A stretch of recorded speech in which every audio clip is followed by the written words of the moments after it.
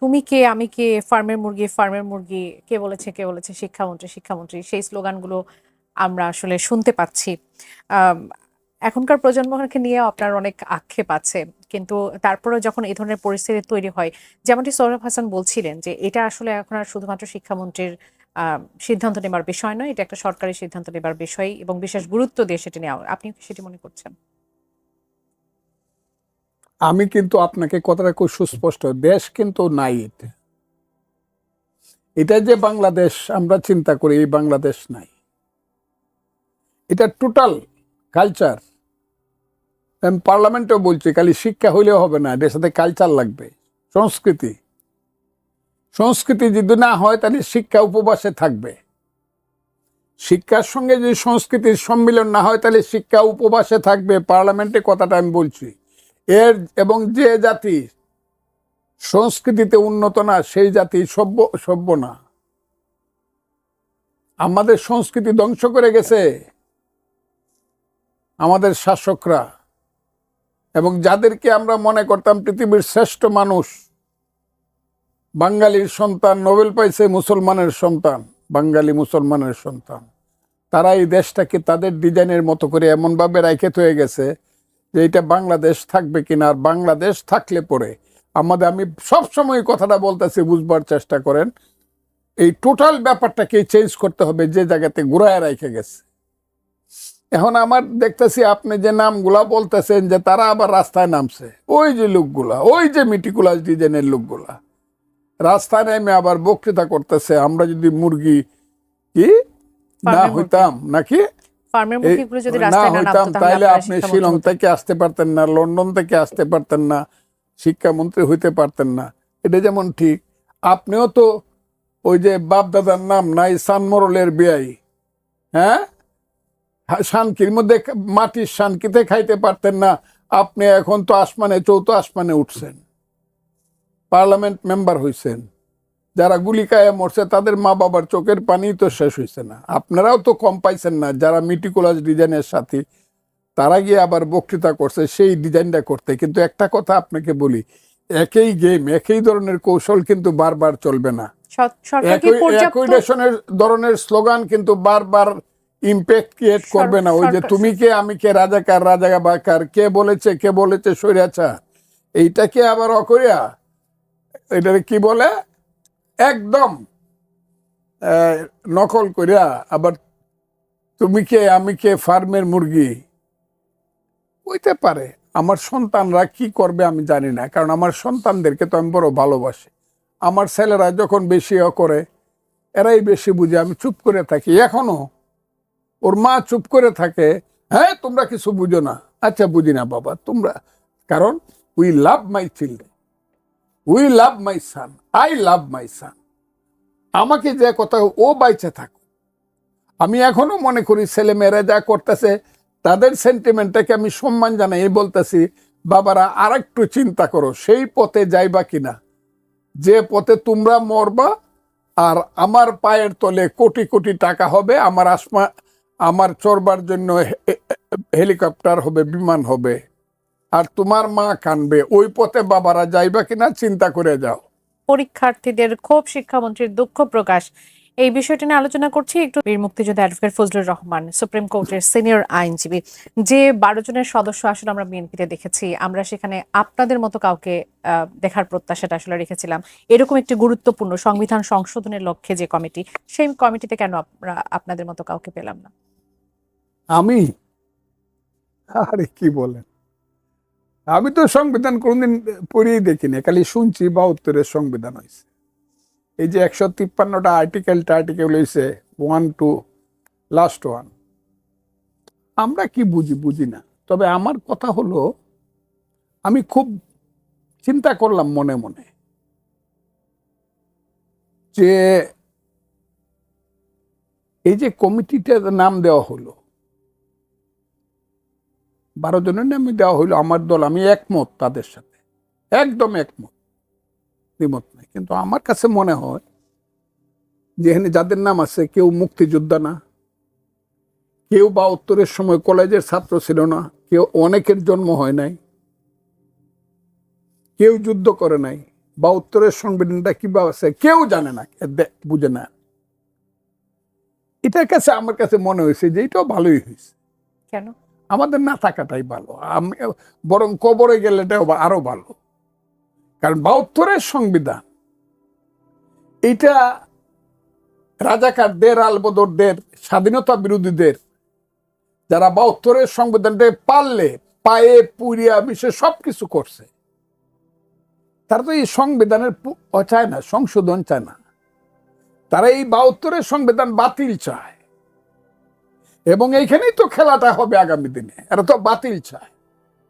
আমি নিশ্চিত ভাবে বলবো, ইয়েস, জনাব তারেক রহমান বাংলাদেশ সরকারের প্রধানমন্ত্রী, উনার শুধু শুভবুদ্ধির জন্য এবং উনার একটা, আমি বলবো, গভীর চিন্তার বহিঃপ্রকাশের জন্য শুধু আজকের ৭২-এর সংবিধানটা ঠিকই আছে, এবং উনি একটা রিস্ক নিতেছে। যদিও সমস্ত ব্যাপারেই রাজাকার আলবদর এর চিন্তা চেতনার সঙ্গে কিছুটা কম্প্রোমাইজ এবং অ্যাডজাস্টমেন্ট বিএনপি সরকার করতেছে, শুধু করতেছে না, তাদেরকে অনেক বেশি দিচ্ছে। এটা কি মানে দিতে হচ্ছে, বিষয়টা এরকম?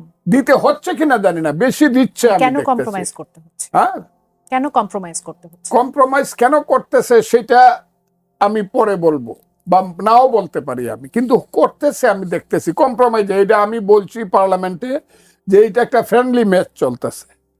এনে ম্যারাডোনা এবং ম্যারাডোনার মেসি এবং রোনালদো যদি এসে ফ্রেন্ডলি ম্যাচ খেলে, একদিন মানুষ দেখবার জন্য যাইব, দ্বিতীয় দিন যাইব না ফ্রেন্ডলি ম্যাচ হইলে। এই যে ফ্রেন্ডলি ম্যাচ এইটাই খেলতেছি, কিন্তু আমি মনে করতেছি ফ্রেন্ডলি ম্যাচ খেলতেছে।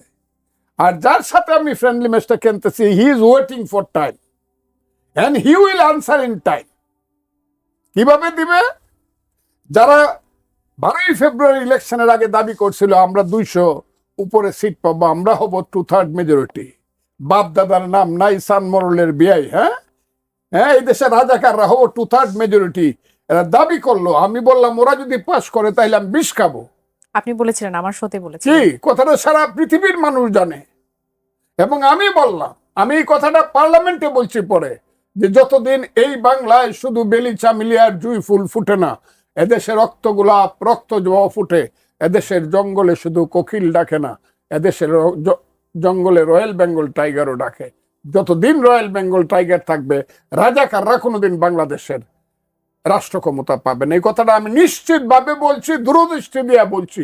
আমার মৃত্যুর পরে আমি বলছি, আমি মরে গেলেও আমি যদি আল্লাহ আমাকে দেখায়, কবর থেকে দেখতে পারবো রাজাকাররা এই দেশের ক্ষমতায় যাবেন। এটার নাম বাংলাদেশ যদি থাকে। এবং তারেক রহমানের, আমি এই কথাটা মাথায় তুলে রাখবো, যে অন্তত যে নির্বাচনে যে ষড়যন্ত্র করে, যে কথাটা জনাব সালাউদ্দিন সাহেব বলছে, চক্রান্তের মাধ্যমে নির্বাচনের এই যে গণভোটের যে পয়েন্টগুলো আনছে, এগুলো আমরা মানি না, এটা চক্রান্ত। আমরা মানি কোনটা? যেটাতে দস্তখত করছি, জুলাই সনদ। ওই সংস্কার, সংবিধান সংস্কার বা ওই জুলাই সংস্কার, এটা আমরা মানি না। এটা হলো রাজাকারদের চক্রান্ত এবং ইউনূস সাহেবের ষড়যন্ত্রের মাধ্যমে এটা গণভোটে আসছে। আমরা এটা মানি না, মানি না বইলা এখন তাদের কথা হইলো না ওইটা আসতে হবে। তাই না, দেখেন, দেখি আইনে দেখুক রাজাকাররা এটা আনতে পারেন কিনা। আর আমাদেরকে বলেন, আমরা তো হইলাম গতায়ু, বেঁচে যে আছি এটাই তো বেশি। আমাদেরকে কেন ওই সংবিধান প্রণয়ন কমিটি বা সংবিধান সংশোধন কমিটি, আমরা কি বুঝি? আমরা অত বুঝি না। যারা বুঝে তারা গেছে, এবং তাদেরকে আমার কংগ্রেচুলেশন রয়ে গেল।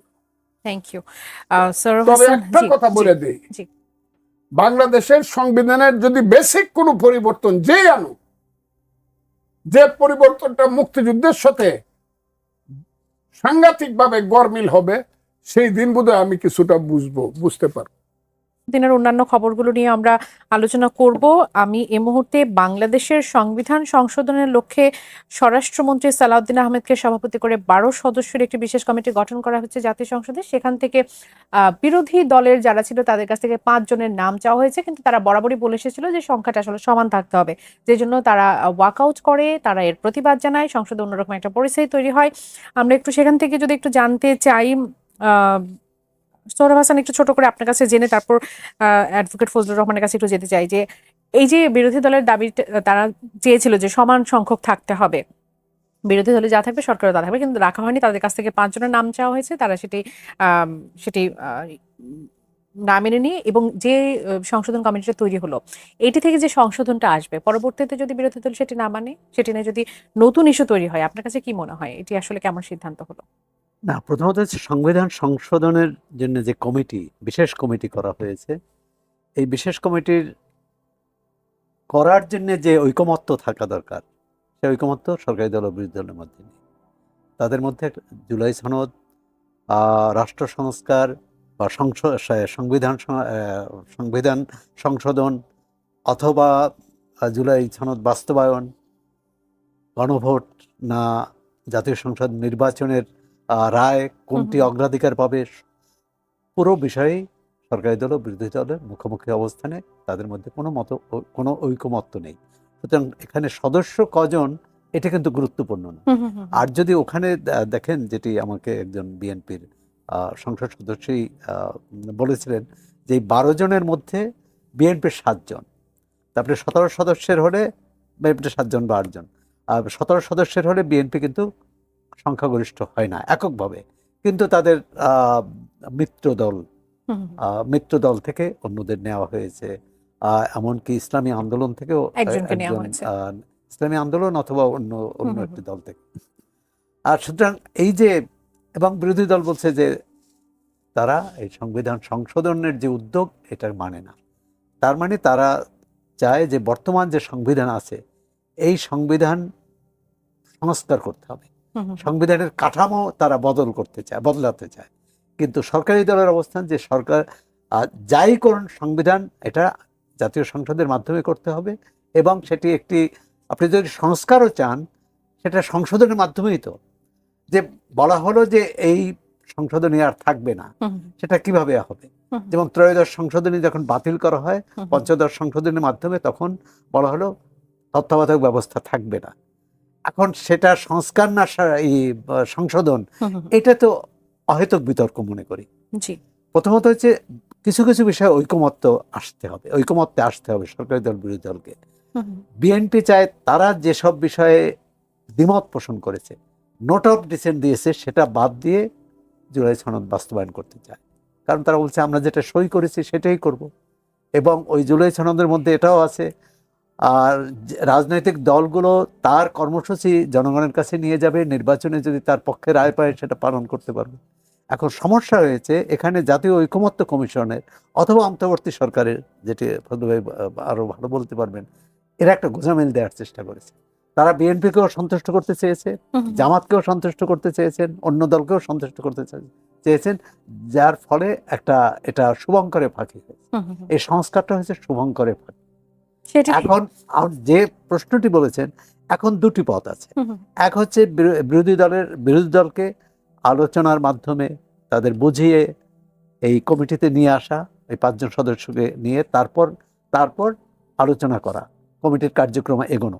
আরেকটা আছে তারা যদি সদস্য না দেয়, এই 12 জন নিয়ে এই কার্যক্রম চালানো, তাতে কিন্তু বৈরিতাটা আরো বাড়বে। একদম। সোহরাব হাসান, বিভিন্ন ইস্যু আছে আমাদের হাতে, বিশেষ করে এই সময়ে দেশের দুর্গতির কথা তো আমরা বলছিলাম। 8 জেলায় 1.5 লাখের বেশি মানুষ পানিবন্দী হয়ে আছে, সেই প্রসঙ্গে নিয়ে কথা বললাম। সংবিধান সংশোধন অত্যন্ত গুরুত্বপূর্ণ একটি বিষয়, সেখানে যে পরিস্থিতি তৈরি হলো সেটা নিয়ে কিছুটা আলোচনা করলাম। শেখ হাসিনার দেশে ফিরে আসা নিয়ে নানা ধরনের আলোচনার জন্ম দিয়েছে। আমরা নানা ধরনের সেখানে পরিস্থিতি দেখতে পাচ্ছি দেশের মধ্যে। কেন এই ধরনের ঘোষণা এলো ডিসেম্বরের মধ্যে তিনি ফিরে আসতে চান, এবং সেটিকে নিয়ে সরকারের মধ্যে নানা ধরনের আমরা কথাবার্তা শুনছি। তথ্যমন্ত্রী একটা কথা বলছেন, হয়তো স্বরাষ্ট্রমন্ত্রী আরেকটা বক্তব্য দিচ্ছেন। দেশে ফেরার জন্য আসলে যে পরিস্থিতির আসলে দরকার, যে পরিস্থিতি তৈরি করা, সেই সক্ষমতা বা পরিস্থিতিকে আওয়ামী লীগ তৈরি করতে পেরেছে বা আগামী 6 মাসের মধ্যে করতে পারবে, যদি একটু ছোট করে জানি। প্রথমত হচ্ছে তিনি তো এই বাংলাদেশের আদালতে দণ্ডিত, জি, এবং বাংলাদেশ সরকার তাকে ফিরে আনার জন্য ভারতকে বলেছে, ফেরত দেওয়ার জন্য বলেছে। ভারত কি জবাব দিয়েছে জানি না, জবাব সম্ভবত দেয়নি। তাহলে তিনি যখন নিজে ঘোষণা দিয়েছেন যে ফেরত আসবেন, তাহলে তো এই রাজনৈতিক যে বিতর্ক, বাহাস, এত এই সন্দেহ, অবিশ্বাস, যেমন শেখ হাসিনার এই ঘোষণার পর সাবেক প্রধানমন্ত্রী, জামাত ইসলামের একজন গুরুত্বপূর্ণ নেতা, দলের সেক্রেটারি জেনারেল, তিনি বললেন এই ঘোষণার পিছনে সরকারের কোনো কোনো অংশ, বিএনপির, সরকার বলেনি, বিএনপির কারো কারো ইন্ধন থাকতে পারে বা ষড়যন্ত্র থাকতে পারে। সেই পরিস্থিতি তৈরি এবং করছে। তারা বলেছেন যে নির্বাচনে আওয়ামী লীগের সঙ্গে আতাত করে তারা নির্বাচনে বিজয়ী হয়েছে, সুতরাং এই ঘোষণার পিছনে ষড়যন্ত্র থাকতে পারে। এখন কি ষড়যন্ত্র জানি না, এটা ফজলু ভাই হয়তো জানেন না, কারণ তিনি বলেছেন যে এই ষড়যন্ত্রের সাথে তো, মানে ষড়যন্ত্র না, মানে এই যে রাষ্ট্র যেভাবে পরিচালিত হচ্ছে, সংসদ পরিচালিত হচ্ছে, তার আরেকটি বিষয় হলো যে তার অনেক বিষয়ের সাথে যারা মুক্তিযোদ্ধা, যারা বাংলাদেশের সংবিধানকে সমুন্নত রাখতে চায়, যারা সত্যিকার গণতন্ত্রের অনুসারী, তারা অনেক বিষয়ে দ্বিমত পোষণ করেছে। এখন বিশেষত ভবিষ্যৎ বাংলাদেশ কোন পথে যাবে? জি, গণতন্ত্রের পথে যাবে, ন্যায়ের পথে যাবে, সুশাসনের পথে যাবে, মানবিক মর্যাদা রক্ষিত হবে প্রত্যেকের, সেই পথে যাবে, না অন্য কিছু?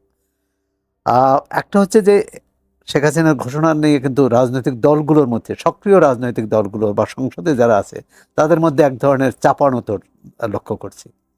মানে তাহলে অমুকের সুবিধা পেয়ে যায় কিনা, বা আমি একটু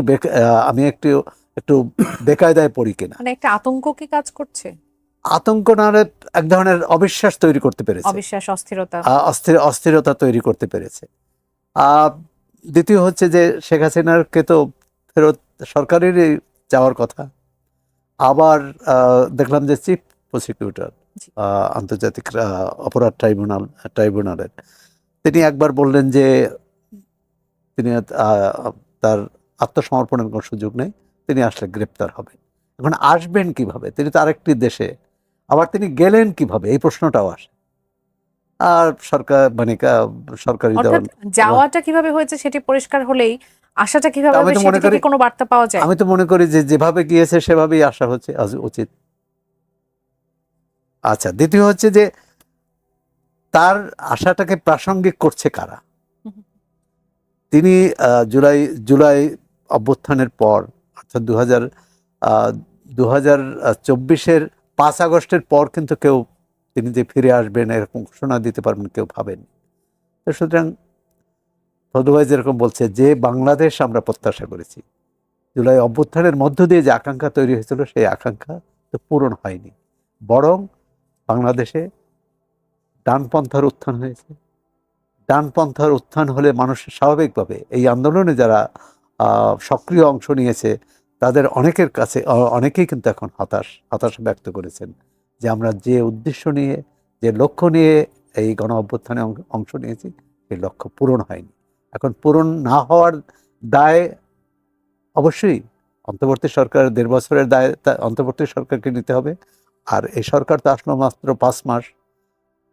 তো আমরা দেখতে চাই যে এই প্রত্যয় এবং প্রত্যাশা পূরণের জন্য সরকার কি করে। বীর মুক্তিযোদ্ধা অ্যাডভোকেট ফজলুর রহমান, শেখ হাসিনার ফিরে আসার বিষয়টি নিয়ে কথা বলছিলাম। এটি আপনার কাছে কতটা বাস্তবসম্মত মনে হয়? এটি কি সত্যিকার অর্থে ফিরে আসতে চাওয়া, নাকি এর মধ্যে অন্য কিছু আছে? এবং সত্যিকার অর্থেই যদি ফিরে আসে, তাহলে আইনি লড়াই করার সুযোগ তিনি কতটা আসলে পাবেন বলে মনে করেন? আমি একটা কথা বলি, রাজনীতিতে শেষ কথা বলে কোনো কথা নাই। দেখেন, এইরকম একটা উদাহরণ কিন্তু পাকিস্তানে আছে। পারভেজ মুশারফ কিন্তু তৎকালীন প্রধানমন্ত্রী নওয়াজ শরীফের কিন্তু যাবজ্জীবন দিছিল, কারাগারে নিয়ে গেছিল, তাকে আর ছাড়বেই না। তখন সৌদি আরব একটা কন্ডিশনে তাকে, কিন্তু সৌদি আরব যে সে আর জীবনে পলিটিক্স করবে না, তাকে আমার কাছে দিয়ে দাও, কারণ he was very good friend of Saudi Arabia. সেই সৌদি আরবে সে অনেক বছর থাকলেন নওয়াজ শরীফ, কিন্তু আসলেন কিন্তু প্রধানমন্ত্রী হয়ে। এখন তার মেয়ে কিন্তু মরিয়ম নেওয়াজ কিন্তু পাঞ্জাবের মুখ্যমন্ত্রী, তার ছোট ভাই কিন্তু পাকিস্তানের প্রধানমন্ত্রী। কিন্তু সবাই মনে করছিল যে নওয়াজ শরীফের দল শেষ হয়ে গেছে। আমি একটা উদাহরণ দিলাম। এইটা মনে করেন না যে আওয়ামী লীগ আইসা ক্ষমতায়, এইটার জন্য আমি বলছি না। আমি বলছি কিছুই অসম্ভব না রাজনীতিতে। কারণ আমরা হলাম এমন কোনো শক্তি না যে শক্তি আমরা নিজেরা নিজেদের শক্তি প্রয়োগ করি, আমাদের উপরে অন্যরা শক্তি প্রয়োগ করে। 4টে দেশ আছে যারা আমাদেরকে নিয়ে খেলে, আমরা সেই খেলার একটা অবলম্বন তাদের কাছে। 1 নম্বর আমাদেরকে নিয়ে খেলতে পারে ইন্ডিয়া, 2 নম্বর আমেরিকা, 3 নম্বর রাশিয়া, 4 নম্বর চীন, বা 3 নম্বর চীনে এসে গেছে, 4 নম্বর রাশিয়া। আমি এটার সাথে একটু যুক্ত করব যে নতুন একটি নাম খুব শোনা যাচ্ছে, সেটা হচ্ছে তুরস্কের কথা বারবার শোনা যাচ্ছে। সেটি কেন? এটা হলো অভাবে, এটা হলো সাম্প্রদায়িক শক্তির সাথে তাদের আলাদা মিল। পাকিস্তান, তুরস্ক, Iran, et cetera et cetera, Saudi Arabia, এটা হলো অন্য কারণে। কিন্তু বিশ্ব শক্তি হিসাবে বাংলাদেশের ব্যাপারে সবচেয়ে যাদের আগ্রহ তারা হলো এটা। আর তুরস্করা সমর্থন করে ওই যে রাজাকার শক্তিকে, যাতে এই দেশে ক্ষমতায় বসায় চিরদিন এই দেশে করা যায়, মুক্তিযুদ্ধকে ধ্বংস করে দেওয়ার জন্য। আমি যে কারণে কথাটা বলছি, এই শক্তগুলার সমন্বয়ের উপরে একটা নির্ভর করতে পারে শেখ হাসিনা আসবে কি আসবে না, 1। 2 নম্বর নির্ভর করতে পারে শেখ হাসিনা ভার্সেস এইখানকার রাজনৈতিক শক্তিগুলো। এই যে আজকে আন্দোলন শুরু হয়েছে, সেই আন্দোলনের মধ্যে যদি বিএনপি বিপদে পড়ে, যদি মনে করে আমাদের ক্ষমতা যাবে, চলে যাবে, বা আমরা বিপদে পড়ে গেছি, সেই বিপদে পড়লে তো মানুষ যে কোনো সাহায্য নিতে পারে, যে কোনো সহযোগিতা নিতে পারে। 2, 3, এই যে আন্দোলনটা হইতেছে, যেটা শুরু হয়েছিল বৈষম্য বিরোধী ছাত্র আন্দোলন দিয়া, কোটা চাই না মেধা চাই, সেটা কিন্তু শেখ হাসিনাকে একদম পগার পার করে দিছে। এখন যেটা শুরু হয়েছে ফার্মের মুরগির আন্দোলন, এই আন্দোলন যদি এক জায়গাতে কিয়া এমন একটা অবস্থা ধরে, চাই না, চলে যাও চলে যাও, মিলন তুমি চলে যাও, কিন্তু আমি দেখলাম প্রধানমন্ত্রীর বিরুদ্ধে বেশি স্লোগান হইতেছে। আর দেখেন আপনারা ভিতরে ইউনিভার্সিটির স্লোগানগুলা শুনেন, ইউনিভার্সিটির ছেলেরা তো আর পরীক্ষা দিতে গেছে না, কিন্তু তাদের আন্দোলনটা দেখেন ঢাকা বিশ্ববিদ্যালয়ের, ঢাকা, এটা যদি হয় এবং তারা যদি মনে উদ্দেশ্যপ্রণোদিতভাবে কিছু হচ্ছে, তাদের পেছনে কালো শক্তি আছে, এই কালো শক্তির নাম Jamaat. This is the black force in this country. তারা 71-এর প্রতিশোধ নিতে চাই, বাংলাদেশটাকে রাখতে চায় না, এটাকে পূর্ব পাকিস্তান অথবা বাংলাস্তান, সম্মান করলে বাংলাস্তান রাখতে পারে, যার রাজধানী হবে রাওয়ালপিন্ডি, এইটা বানাইতে চায় তারা। তারা যদি এই ফোর্সের সঙ্গে থাকে যে এইটাকে আমরা একটা রাজনৈতিক আন্দোলন নিয়ে যাব, তখন শেখ হাসিনারা কিন্তু খুব আদর্শিক রাজনীতি করে, বা শেখ হাসিনার সাথে যারা হাইব্রিড ছিল তারা খুব আদর্শিক রাজনীতি করে তা না, কিন্তু তারা মনে করতে পারে প্রেম এবং যুদ্ধে নীতির কোনো ব্যাপার নাই, জয়ের মূল ব্যাপার। সেই জয় করতে হলে তারা তো ওদের ভিতরে ঢুকে যেতে পারে। আমি কথাগুলা খুব বোঝার চেষ্টা করে, তখন ওই যারা স্লোগান দেয় এই বাংলাদেশ সৎ মানুষের রাজনীতি, অমুক তমুক সৎ, তারাই গিয়া বরং কইতে পারে না, আসেন আসেন আপনারা আমাদের পিছনে দাঁড়ানো, ওদেরকে তারাই। দুইটাই হইতে পারে যদি জিনিসটা এই জায়গাতে চলে। জামাত যদি মনে করে আমি ক্ষমতার কাছাকাছি আইসা গেছি, শুধু আওয়ামী লীগের হাইব্রিডরা একটু হেল্প করলে আমি আইসা যাব, বা আওয়ামী লীগের যারা হেল্প করতেছে তারা একটু হাসি দিয়া কইলে আমি আইসা যাব, তারা এটা করবে। জামাত কিন্তু নীতিগত কোনো দল না, তারা ক্ষমতায় আসতে চায়। আবার বিএনপির মধ্যে অবস্থাটা আমি মনে করি এরকম যে আজকে বিএনপি পারে দেশের স্বাধীনতার সার্বভৌমত্ব তারেক রহমানের নেতৃত্বে রক্ষা করতে পারে, কিন্তু তারেক রহমানরা যেভাবে বা বিএনপি যেভাবে তাদেরকে ওই আসো ভাই তুমি আমি কোনো ভেদাভেদ নাই কয়ে যেভাবে চলতেছে, একটা পর্যায়ে কিন্তু দেখা যাবে, রাজনীতি কিন্তু it's a game, it is not a sports. এটা টিমের খেলা, ভেরি ক্রুয়েল খেলা। আওরঙ্গজেব কিন্তু রাষ্ট্র ক্ষমতার জন্য বাপকে বন্দি করে রাখছে, ভাইকে হত্যা করছে, দেশ ছাড়া করছে, বোনকে কিন্তু বিতাড়িত করছে, রাষ্ট্র ক্ষমতা কিন্তু এটা। তখন বিএনপির অল্টারনেটিভ কি? বাংলাদেশ যদি বিএনপি টিকায় রাখতে চায়, জিয়াউর রহমানের পলিটিক্স যদি বিশ্বাস করে, যদি মনে করে যে আমাদের নেতা এই দলটা সৃষ্টি করে গেছে, যার মূল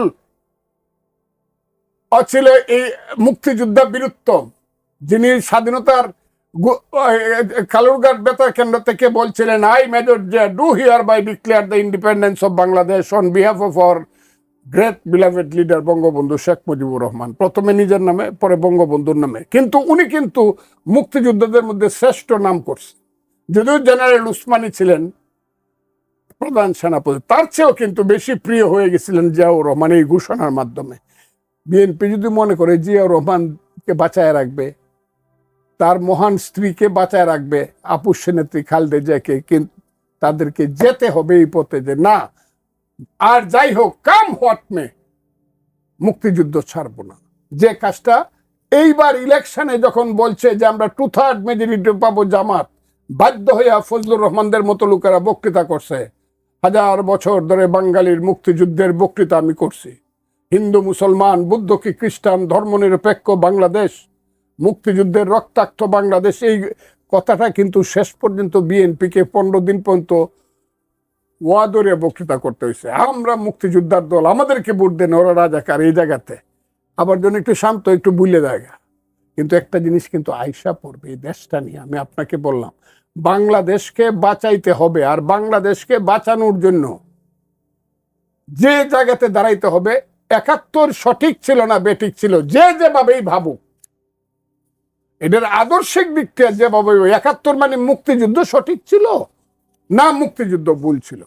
জামাত বা এইসব শক্তি, জঙ্গিবাদী শক্তি, পাকিস্তান, তুরস্ক, এরা মনে করতেছে যে দ্যাট ওয়াজ রং, মুক্তিযুদ্ধ ভুল ছিল। আর পৃথিবীর সমস্ত মানবতাবাদী মানুষ, গণতন্ত্রের মানুষ, আর বাঙালি জাতি, বাংলাদেশের মানুষ মনে করে, এখনো মনে করে। আমি যখন রাস্তা দিয়ে হাঁটি, আমি যখন সংসদের রাস্তা দিয়ে হাঁটি, শত শত ইয়াং ছেলে পেলে রাস্তায় এবং সংসদে আমাকে বলে, আপনি যা বলতেছেন ঠিক বলতেছেন আগান।